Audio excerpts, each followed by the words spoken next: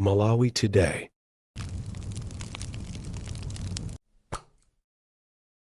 The DC kukupepesani ya Malawi kuti dzulo pa 1 March the DC sanabwere chifukwa chakuvuta kwa machini amene timajambulira the DC yo koma timapanga chotheka kuti siku ndi siku a Malawi muzilandira nkhani zenizeni zimene zili ndi substance osakhala zongopeka ayi koma zimene zili ndithu as a reality zimene zili pa ground real issues zimene a Malawi ochokera ku Nsanje pakana kuchitipa nkhotakota pakana ku Mchinji mukuyenera kuti mudziwe amene a Malawi amene mulibe mawu koma mmafuna kulankhula mulibe kuthekera koma mmafuna kuchita ndiye tikatulusa the DC mumamva zenizeni choncho dzulo pa 1 March DC anavuta chifukwa cha technical issues koma lero tabwera ine popanda inu ine palibe nimakunyadirani kwambiri ndipo feedback yanu mukamatumiza ma message kuimba mafoni kudandaula zonse zichatazilandira tikupepeseni ya Malawi posachedwa kuno ku Malawi ngati sitisamalira ngati wina sasamala makamaka amene amalitenga ziko lingati ndilambu yache kupangidwa fetereza ochedwa 62-23-10 62-23-10 ena nkumafusa kuti kodi the DC mukutimanga mmasamba chifukwa chani kodi fetereza amene ndi uti fetereza amene iyi azatuluka pa 16 September 2025 malinga ndi kafukufuku amene wachitika akunena kuti kafukufuku wa nyuwani amene afufuza kuchokera kwa anthu over 400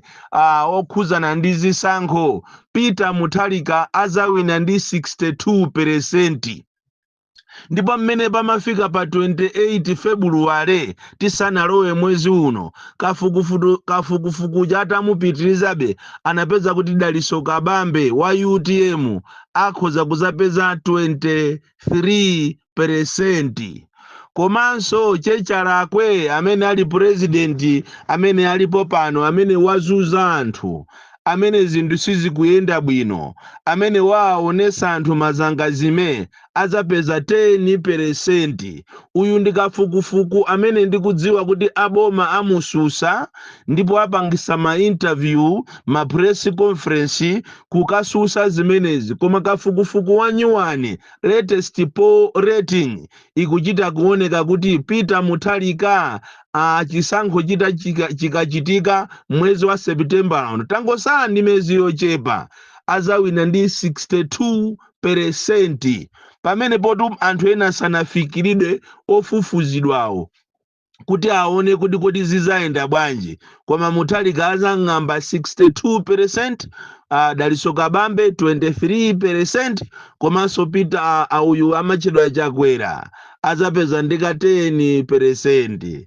Chiseko chakupanani akulu ndikuziwa kuti simukhulupirira koma izo ndeni chilungamo chake choncho a Malawi segulani maso muone kunena kuti munthu uyu sakufunidwa ndipo inu amene mukukonza zobera zisankho kuti muzabwerese mapepala ovota amene munthu akachonga akayipinda pepala ija within 30 minutes chizafutika chipepala chija ndikubwera pamene pachongedwa kale paja muganize mozama kwambiri chifukwa ndiye kuti ku Malawi kuno kuzavuta kopsa mapulani anu onena kuti tikamayandikira uko muzanene kuti apa nopatamva a Malawi tamva madandaulo ndesi mathematics tikuichosa zimenezo tikuziziwa kale ine ngati the DC ndipo makonza ndi anzani wa ku Israeli komanso anthu ena ochokera ku Mozambiki kuti mubwerese mavoti ovota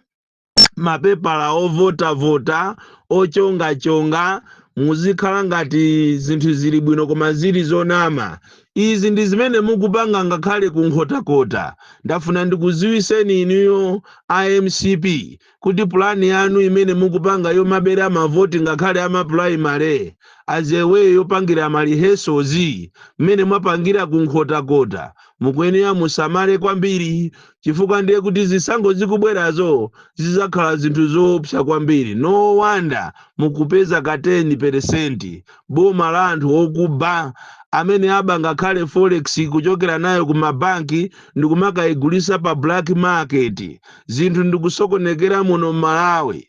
Amalawi muziwe kunena kuti forex imene imavuta muno Malawi si forex imavuta chifukwa cha zenizeni kuti ziko silili bwino. Ziko lili bwinobwino koma nduna za boma malinga ndi president wawo anakatenga ndalama zochuluka kwambiri ma US dollars ku banki ku reserve bank ndikuasowesa ma US dollars ya ndikupita nawo ndikumakagulisa pa black market mtengo odula. Zosatira zake ndizi Amalawi mwaona nazo zokhoma. Lero mukaifufuza kwa chaija ya Chicago pang'ono yatengako mphamvu kuchokera ku dola atatutumuka kuti anthu kunja kuno apanga zinthu zoopsa. Mademu amene amapangika aja aamba kuatutumusa ndipo akuziwa kuti anytime ife tiukiridwa ndi achita withdraw ndalama ija pa black market paja. Ndipo ndunayo ndiyoziwika kale, nduna ya mphamvu kwambiri imene imaziona ngati iyoyo ndi dolo, ikuziona ngati ziko lino ndilache, ndipo ngakhalenso chakwerayo imakhoza kumamulamula. Nduna imeneyo ndi imene inapanga zimenezi. Apa Amalawi mukuyenera muunike koopsa, muunikirepo kunena kuti mavuto awa ngati siti yakonza, ngati siti samala 2025 ndikukalowaso ndi zimene zimboma lina la nyuwani, muziwe kuti mavuto alipo. Makamaka ino alimi afoja mukuyenera musamale ndipo mupangiretu ma meeting yanu mufusane kuti kodi ndi mmene zinthu zikuduliramu, kodi foja wathuyu azikamugula pa bwanji, ndi mmene ilili dolai, ndi mmene ilili kwachayi. Ndiye kuti alimi akabwera ndi chani. Iyi ni nkhani yokuti mukambirane. Kuli bwino foja waniyo musamugulise, kuli bwino foja kukamugulisa ziko lina chifukwa anthu awandale amaona ngati polemerera kwambiri ndi pa inu alimi. Makamaka alimi afoja akuzunzika koopsa. And even nkhani zimene zangongole zimene amadulidwa zimadabwisa kuti kodi inu kodi kudulidwa kumene konde mkwantundu wanji. Alimi akuzunzika koopsa, kudulidwa ichi mabungwe ndibo manangopangana kuti aziyabera anthu amene wawa iyo wazilemera ndi azungu, anthu okuda azisaukirabe. Chimodzimodzinso alimi anzimbe kuchokera kulowa shire pakana kudwangwa, anthu amene wakuzunzika koopsa. Anthu amene wawa ama smallholder farmers anzimbe. Andine nimaona ngati kukhala ma reforms kuti tiyang'anire kodi anthu ma smallholder farmers bofi ati komanso anzimbe athandizidwa bwanji muziko lawo, chifukwa anthu amene wawanda amene amakweza economy ya ziko, whether one likes it or not. Koma anthu amene amakweza economy ya ziko, koma mukaona zimene amachita geni ndizosiyana ni nthawi ya Kamuzu, ndizosiyana ni nthawi ya Bakiri Muluzi, ndizosiyana ni nthawi ya Bingwa Mutharika, ndizosiyana kwambiri ndi nthawi ya Joyce Banda, nthawi ya Peter Mutharika. Pamene alimi ankatano akati akagulisa zinthu zawo ankagula magali moto, ankagula zinthu zosiyana kumanga nyumba zawo. Koma lero mulimi akalandira ndalama zaje afuta kugulisa foja, nzimbe komanso tii, akumalandira ndalama ngati yokagulira maswiti ana. Zimene ndizofunika kuti tiziunike bwinobwino. Otherwise Malawi ndi ziko lokuti 2025 uyu kungowinanso.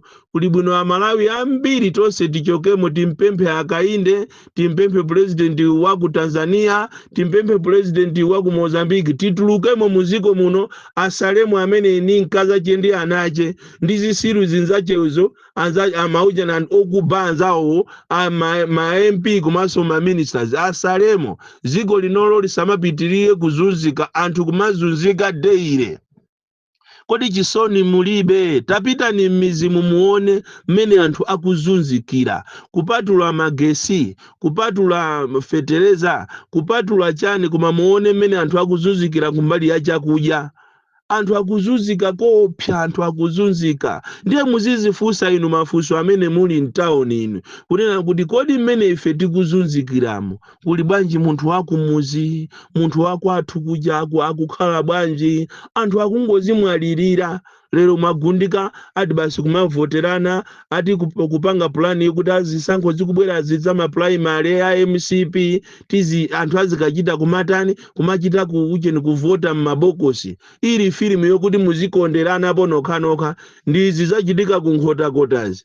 Oyimba wina kumene koko anatenga anthu kuchokera kudera lina zochonga lero mamulusa kuti wawina ndiye. Imeneyo ndi recipe for disaster. Muiona anthu amene onse amene mwaberedwa kuphatikizako wakudeza uja muime independent. Palibe amene angakuleseni muziko lanu, muime independent. Vuto la ifeyo kuno ku Malawi ambiri ife timapanga mantha, timasekerera ndi kumayimbira m'manja zinthu zopanda ntchito. Zosatira zake ndi zachitika ku Blantyre, zachitika ku Blantyre achinyamata akumeneko ku Blantyre yako akulira lero. Achina Alani aja ankajambula maujeni maaudio kumanena kuti iwe Boni Kalindo tikupha, usalimbane ndi abambo wanga, ine abambo wanga ndi achakwera, ukuwatukwana abambo wanga iwe Boni Kalindo. Che Alani tu amene lero mukulirira ndalama andale ndi amelewo amakufuna nino achinyamata mukamagwira ntchito yawo yowaphera anthu, amakufuna nino achinyamata mukamatumikira kumakhapa anthu. Lero ndi awatu akutenga ndalama kumapereka kwa anthu amene munkalimbana nawo kale, kupereka 50 miliyoni kundilande, kupereka 100 miliyoni kubangwe, anthu okuti MCP akunjoya. Inuyo je Alani ndi gulu lanu mukulira ndi apa mukumfunafuna Brian Banda kuti akupangeni interview. Ndiye ndi ine tuja mmalimbana nane kuti mundipha uja koma ndili wa moyo. Amene yoyo ndi jalakwe.